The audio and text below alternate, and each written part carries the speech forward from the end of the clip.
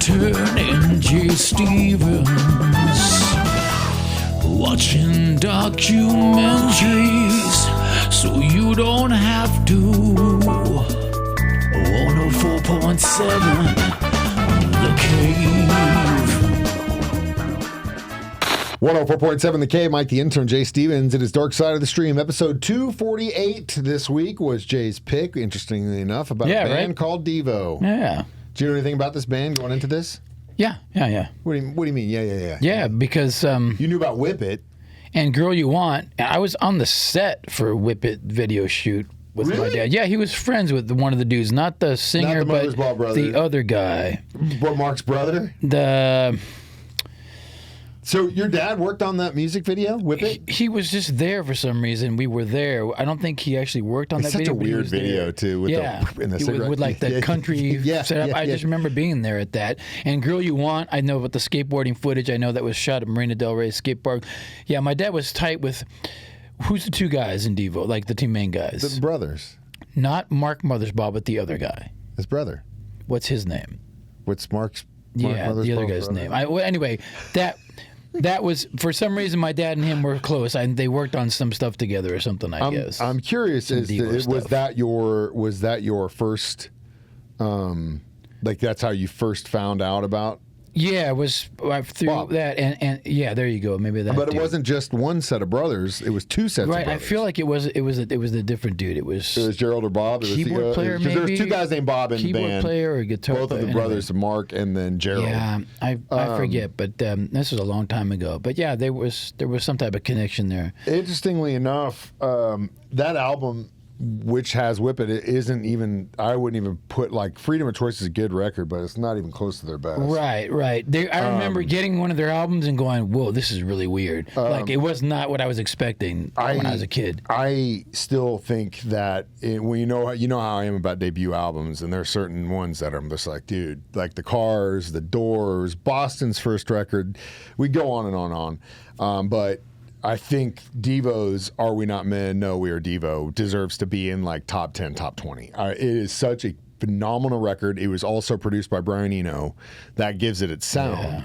But when you hear that album, it's definitely new wave because it's got so many different elements, but there's still a lot of punk in that because Devo started out as a punk band. I didn't know the whole backstory at all on these guys, and they were into some weird stuff in the very beginning. I was tripping, dude, yeah. Like the leather, I was very tripping, you're like borderline, it like, was wild, what is this? It was wild. And it's crazy because for years, I didn't know a whole lot about the early Devo stuff, and I'm friends with a guy who's a huge punk guy. And when you start talking about Devo, he's like, you never listen to early EPs, like the demo stuff, where they're just like weird. He's like busting out these records, and the covers alone were just wild. We're like, whoa, that's the same. But then you can kind of see where they were going with this. Yeah. They have such an incredibly weird mind. I mean, they would write songs they would use like the cycling of a washing machine as a metronome or clanks, or whatever to create that stuff. And now when you see, especially in like the sampling production world, guys do that stuff. That's what they're doing now, yeah. You know what I mean? Yeah. You're like, we just take a eraser, throw it against the wall, and that's the kick. You know what I mean? It's wild. Yeah. But they were before their time, cutting edge. Way before their time, and we're going to talk about nothing but Devo next. Dark Side of the Stream on 104.7 The Cave. Mike the Intern, Jay Stevens back in the studio. It's Dark Side of the Stream. We're discussing Devo. Are We Not Men? Documentary. They're also on their final tour. I really wish I could have saw them. They were in St. Louis. It's just couldn't make it work. Tickets were expensive. I think it was a weeknight. I can't believe they're still doing it. I mean, I don't want to jump the shark here and go straight to the stuff that they would do after Devo, but again, that's I think why I love that period of time for me. Like late '60s, early '70s gets a lot of credit because of all the stuff that's happening. Right. Late '70s, early '80s also I think deserves like just as much attention because of things like this. You could listen to a band like this, go into like I Want to Know What Love Is, and then the Police is and then maybe Against the Law from Priest, and you know what I mean? Like, and it's like such a giant scope of styles, but it was all like you could ask a kid at that time period what they're into, and it would be all over the. I like the Boss. I like Devo. I like Michael Jackson. I like was listening to the Priest. Beatles and these guys. You know what I mean? Yeah, it's so weird. Yeah, but it's beautiful. I think we are blessed. We're not now because it's just all so homogenized and just all over. Yeah, but will years down the line will they go, man, that period of 2020 to 2025 was a great period of music? Like, are we just not seeing? I you know how much music I listen to. I know, and it's. I'm fine, like that Brazilian artist I just found. So is it just like it's too cookie cutter, just AI produced nonsense now? Is that what it is? I think that part of it is that you're getting the same 5 to 10 producers that are creating the same style of music that becomes popular, and it is what it is. Right. If it sells records, it sells records. The same formula, and they just the same reason they don't make really cool movies really anymore. It's very hard to get a cool movie made. It almost feels like the middle, like the '60s, where they were doing all those bubblegum pop stuff. Right. So that might pop. This might pop, and it might come back something cool. But then you look back at how many records and hits and singles and stuff were put out in that period of time, and you can't even name. You know what I mean? There are compilations of albums that I have of period stuff and like that, and it's like all these hidden gems, but those charted. Yeah. You know what I mean? And nobody knows who they are. So to answer your question, I think maybe that'll be like that. But I don't know. And I mean, hell, I just played a show this past weekend and had a group of girls thing, and I'm going looking at these girls walk in. I'm going, they're letting high schools in here in this brewery? Wait a minute. And then they order a giant tray of beer, and I'm sitting there going, oh my God. Wait a minute. Mark the tape, Tyler. Mark the tape. Did Mike the intern just said that he was playing a show and looking at girls? Well, the tables have turned. No. I mean, how the tables have turned. We're on stage, and people are walking in, and you're like, oh, there's the group of 20 girls that just walked in here. But like I said, what made me notice them was they don't look like they're old enough to drink. I know, man. I know. It's crazy. That epiphany Welcome, Michael. sucked. Welcome to my world, Michael. Well, see, the difference is he's like, oh, challenge accepted. You could look younger than my oldest daughter. You just reminded me of, I did the most non-rock and roll thing ever this weekend. I'll have to tell you off camera. All right, good. We're way off topic, even though we're talking about Devo. Devo, we are not men. This Dark Side of the Stream on 104.7 The Cave. Jay Stevens, Mike the Intern, back in the studio. Dark Side of the Stream. We're discussing Devo, but before we got into this huge tangent about being old, and Jay wanted to. What'd you do this last weekend? No, I don't know if it's even fitting for this setting. Doesn't matter. Well, I just had the most non-rock and roll moment ever, and you just made me remember it. I was singing a show, and it was packed. I mean, almost sold out, packed. And there was a blonde lady with large breasts, shirt barely covering anything, no bra on, just barely covering anything. And I'm singing, and at one point, one of them popped out. And so, but she didn't mean to.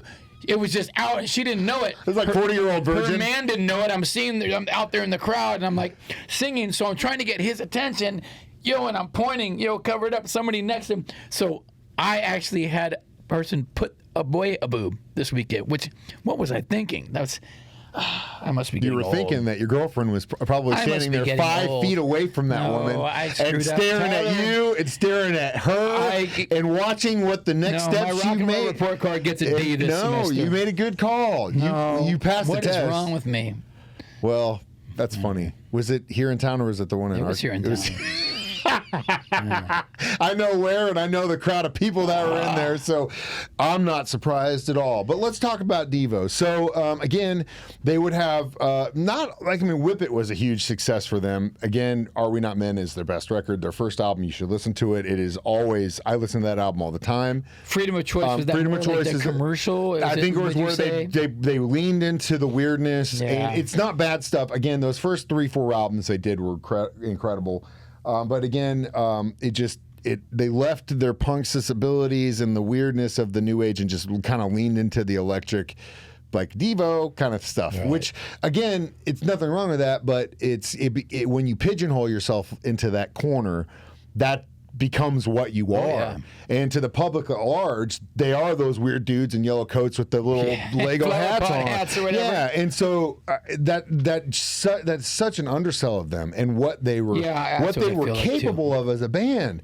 Because then after, they never really broke up. They kind of just went on hiatus and they'd come back and they'd do a hiatus.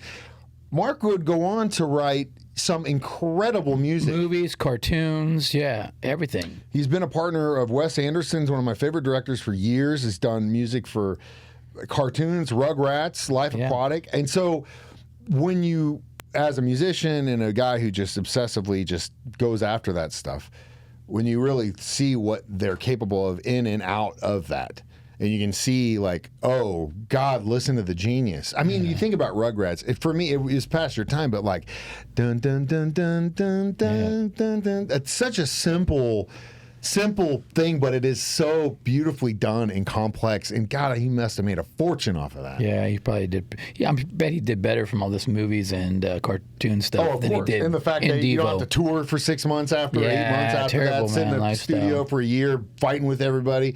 You know, it makes perfect sense of why a lot of these guys go that route after a while. Yeah. We'll be back more Devo, Dark Side of the Stream on 104.7 The Cave. Jay Stevens, Mike the Intern back in the studio. Dark Side of the Stream, episode 248. We're discussing Devo, who have had a nice little resurgence in the last couple of years as they've kind of they're on a long goodbye, basically, as a band. They're no more touring after this, but they were on the road recently with B-52s. And Whip It, I feel like, is one of those, has become one of those iconic 80s songs. You hear Whip It, you know exactly. As soon as you start to hear it, you know what it is, you know. Well, and it's one of those iconic, like Jesse's Girl, same kind of thing, you know. One that didn't, like, chart for them when it first came out off that first album, but that has been used in so many commercials. MTV uses it all the time, is the Uncontrollable Urge.